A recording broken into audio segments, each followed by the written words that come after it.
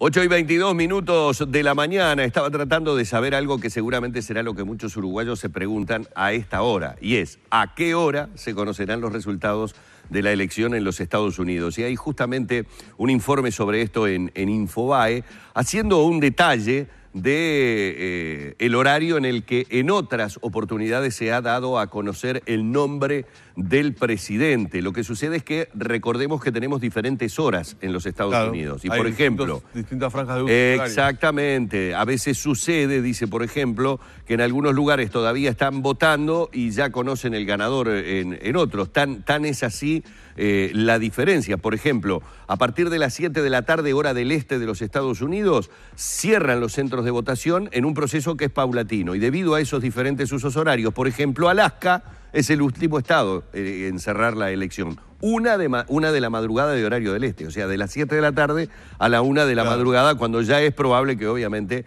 se conozca el ganador. Pero hay diferentes casos, le podría decir, por ejemplo, por tomar algunos, en el 96 Bill Clinton fue a las 9 de la noche, que ya se supo, a las 11:20 fue el caso de George Bush, Barack Obama fue a las 11 también de la noche, es decir,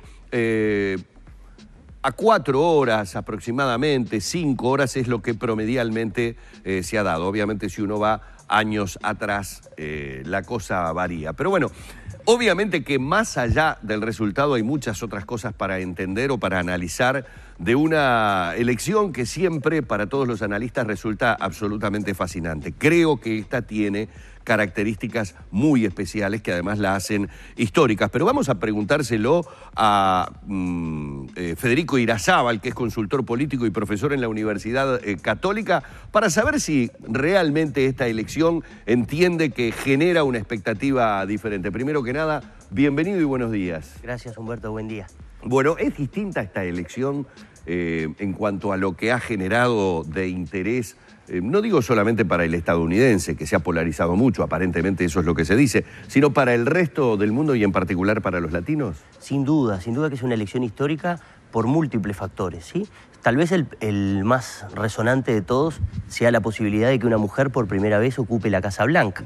Pero además de eso hay algunas otras características. Es la primera de por lo menos 2 elecciones en las que la gran superestrella de la política internacional, que es Barack Obama, no va a competir.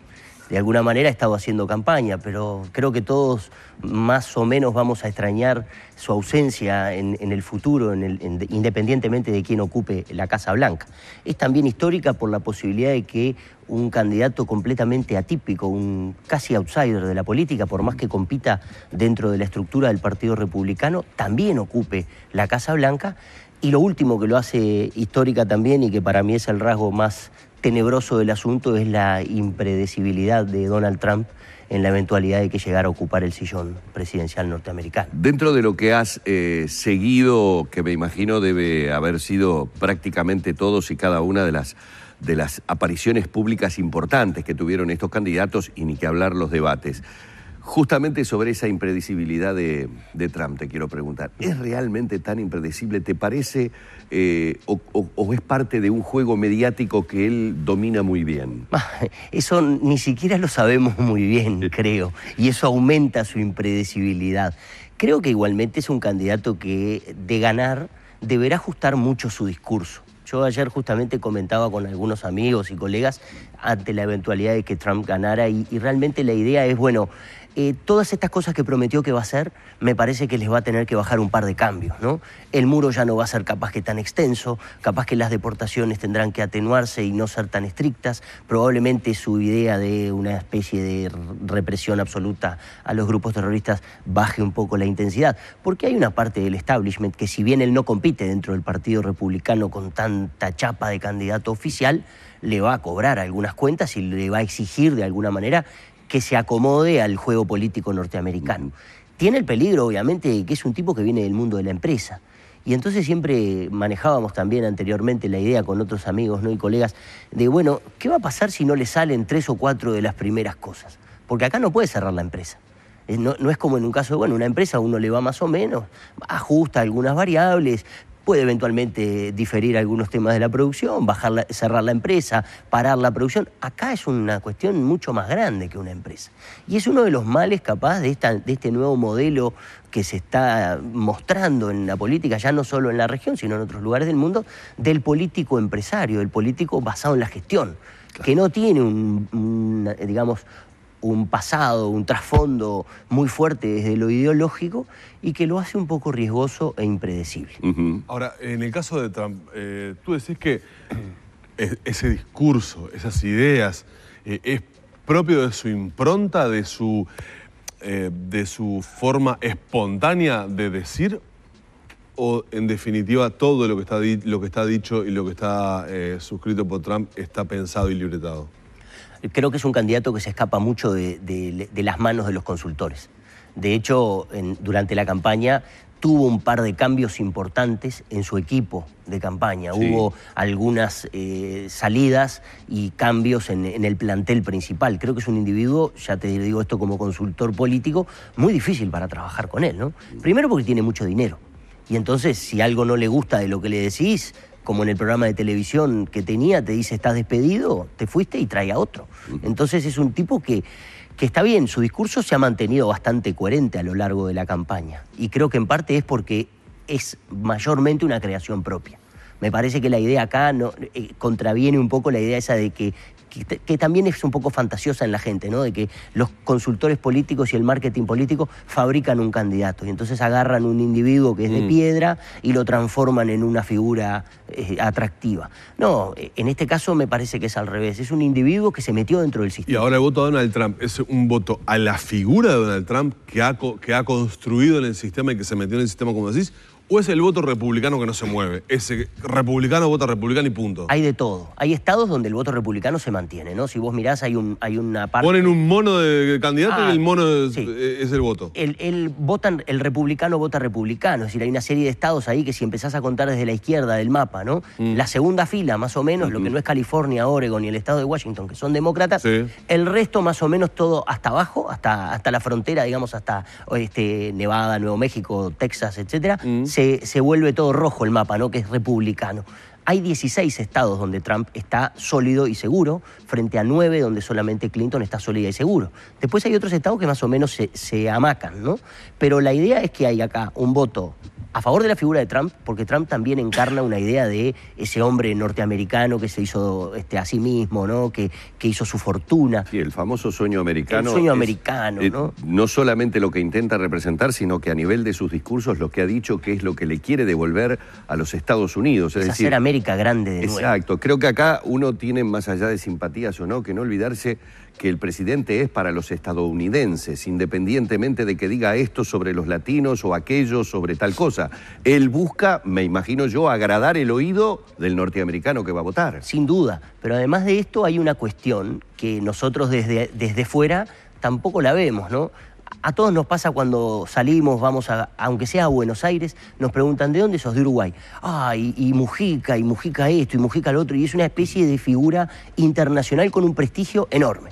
Con Obama pasa algo parecido. Hay estados de los Estados Unidos donde Obama es una figura completamente resistida y donde la idea de tener un negro en la presidencia de los Estados Unidos no cae absolutamente nada bien.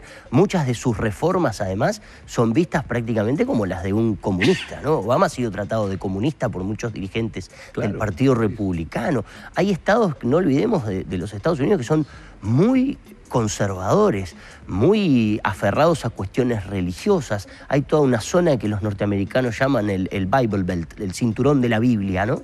Que son estados del sur de los Estados Unidos, Alabama, Arkansas, zonas del norte de la Florida, donde el componente religioso es muy fuerte y hay una fuerte determinación, un fuerte casamiento entre el conservadurismo religioso y el voto republicano. Entonces, hay un componente muy fuerte de republicano, vota republicano, pero también hay un factor que creo que le ha servido a Trump de ser una figura que está por fuera del sistema, que va a romper todo el esquema, que no es un político más y que ha traccionado muchos votos de fuera. ¿Y el voto estadounidense es un voto resistente a la figura femenina? En algunos estados creo que también, en esos mismos estados conservadores. Porque si miramos desde acá, desde este lugar, vemos que el voto a Hillary Clinton puede ser dejando de lado lo de republicano y demócrata, ¿no? Puede ser el voto al candidato mesurado, al candidato con antecedente político, ¿no? Pero claro, de pronto el tema de la figura femenina en la política de Estados Unidos es un tema muy fuerte y de mucha resistencia por algunos sectores. Sí, creo que igualmente Hillary tiene antecedentes de posiciones de mando que, no siendo la presidencial, probablemente ha sido la más importante. La Secretaría de Estado es, tal vez después del presidente de la República, una de las figuras más importantes. Por eso digo el antecedente político, ¿no? Fue primera dama. Y fíjate además que hoy, en esta campaña, se ha promocionado o ha surgido una figura que ya muchos están mirando con mucho interés y mucho cariño, que es la de Michelle Obama, otra mujer. Entonces, creo que Estados Unidos está preparado para tener una mujer, sobre todo los sectores más pensantes, más liberales, más ciudadanos. Todo el voto de la costa, que es demócrata, respalda a Hillary incluso por ser mujer. Hay un componente muy fuerte. Hillary, ayer en uno de los discursos de cierre de campaña, decía que la estaban obligando, o que algunos decían que ella estaba queriendo jugar la carta de ser mujer con mucha fuerza. Y ayer dijo, y bueno, si la tengo que jugar, la voy a jugar. Si me tengo que jugar esto por ser mujer, me lo voy a jugar. Y es un dato interesante y una señal interesante. De todas maneras, hay que ver, ¿no? Porque ahí eso puede también inclinar la balanza. No olvidemos que el voto en la elección norteamericana es facultativo, no es obligatorio como acá.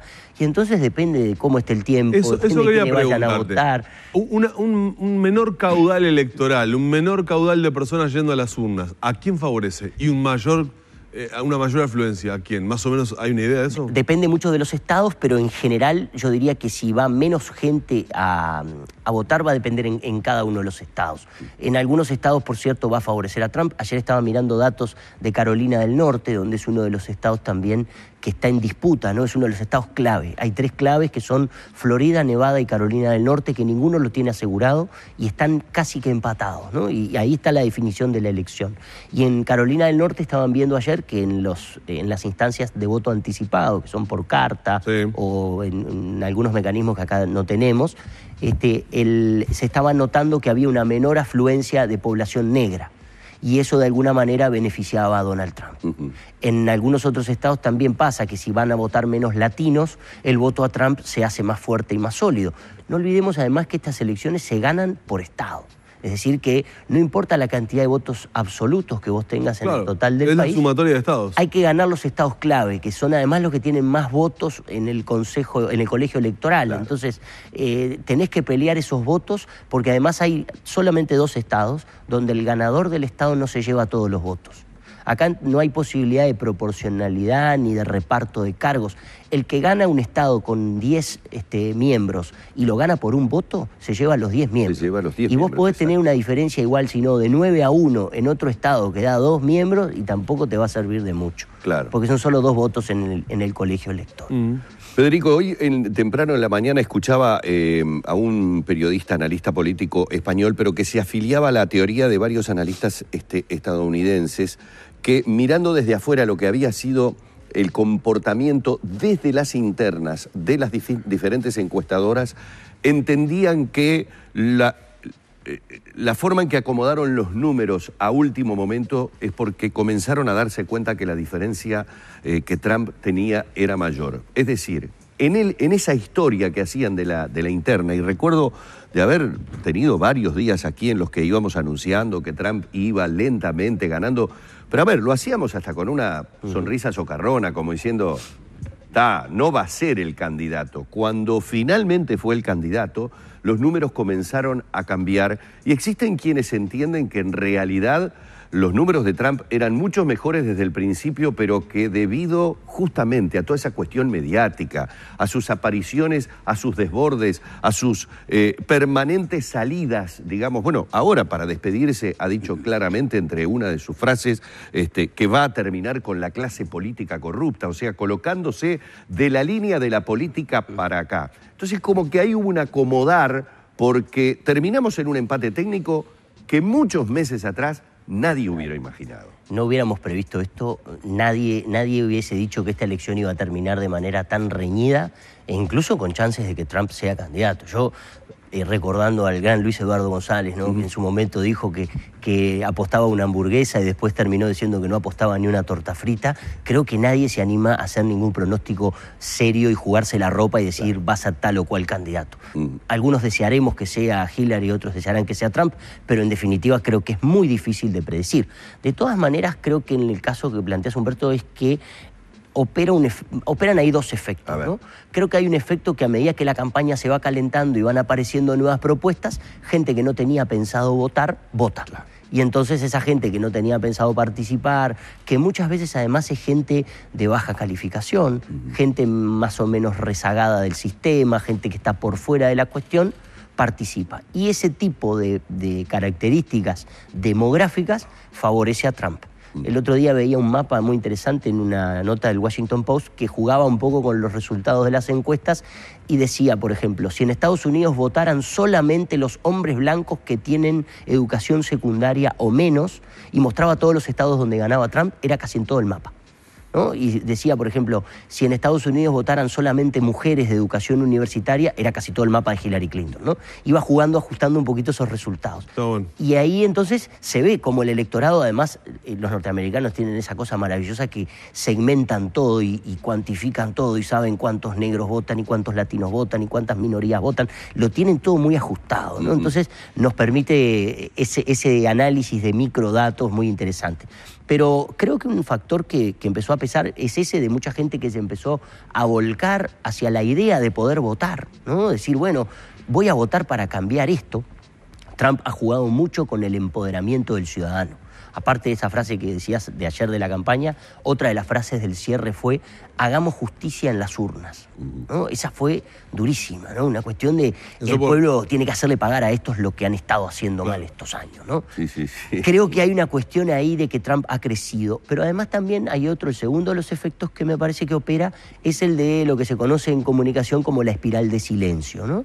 Si nosotros preguntáramos a todo el mundo si quiere a las minorías, si está a favor de tal punto o tal otro, que es visto como políticamente correcto o aceptado por la mayoría, muy poca gente va a decir yo estoy a favor de la discriminación racial, por ejemplo.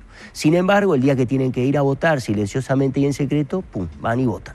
Entonces, muy poca gente al principio se embanderó con Trump y sus ideas un poco locas, ¿no? Y con la idea del muro y de la deportación y de sacar a los musulmanes, impedir a los refugiados, etcétera.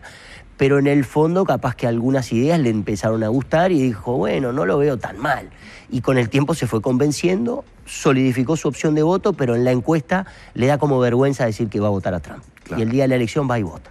Ese es el otro efecto que puede operar aquí, ¿no? Y otra de las cosas de las que se habla, que también habrá que ver, eso ya es mucho más difícil, me parece, de determinar, pero parece que es lo que se olfatea, que muchos van a ir a votar en contra de y no a favor de. Parece ser una elección en contra de Hillary y su mentira y su uso de los correos electrónicos y la deshonestidad, y una elección en contra de Trump y su machismo y su misoginia y su patriotismo, etc.